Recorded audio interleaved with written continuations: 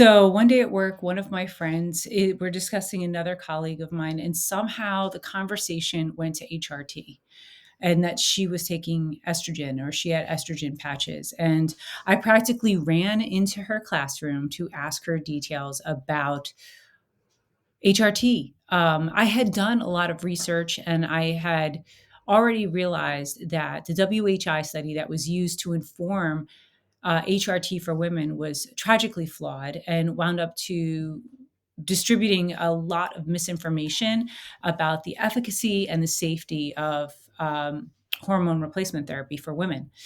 And so I knew that this was a viable option for me.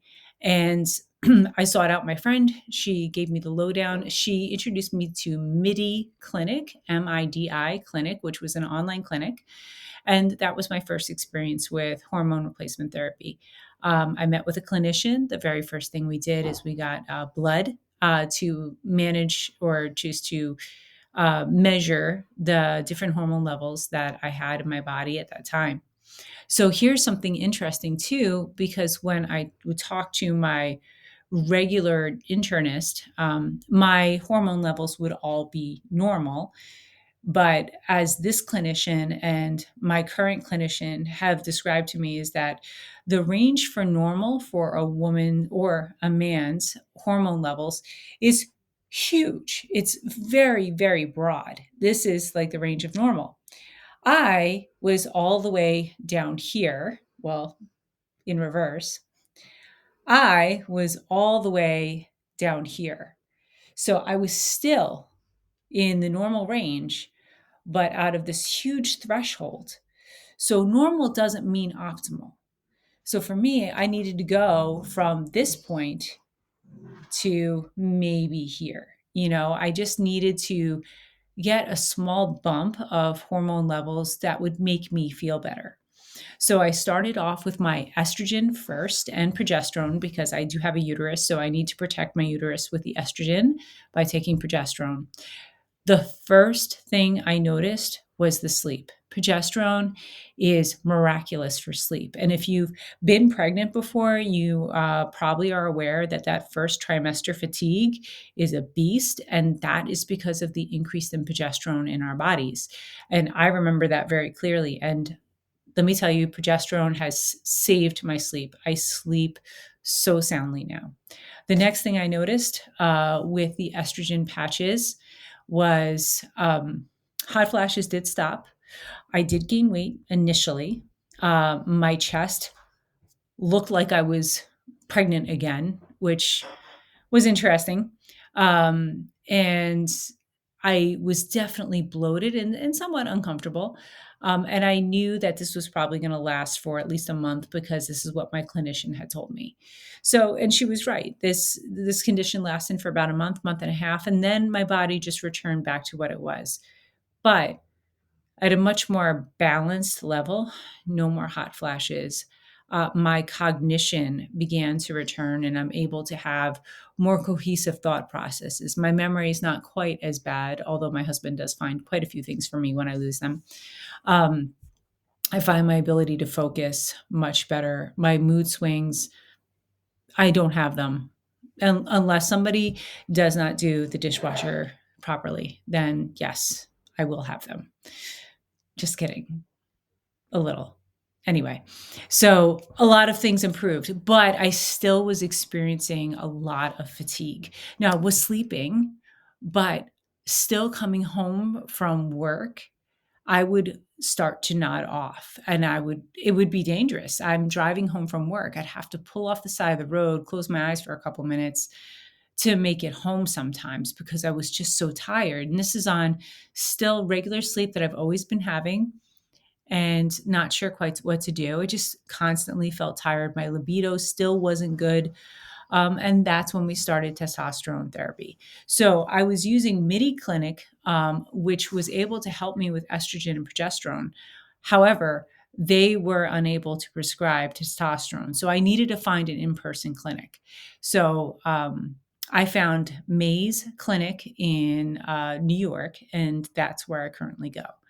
Mays Clinic at first I thought they were a little over the top. I knew they were going to want blood. You want to have blood, you want to have your bloods always measured and keep them safe. But they also wanted to have mental health counseling. They wanted to have this assessment and that assessment. And at first I really thought it was a little bit of a money grab, and I couldn't have been more wrong. My first appointment in there, I was so well taken care of. And everything that they have done has been so incredibly thorough that I kind of wish all of healthcare was like this, where I really feel like not rushed.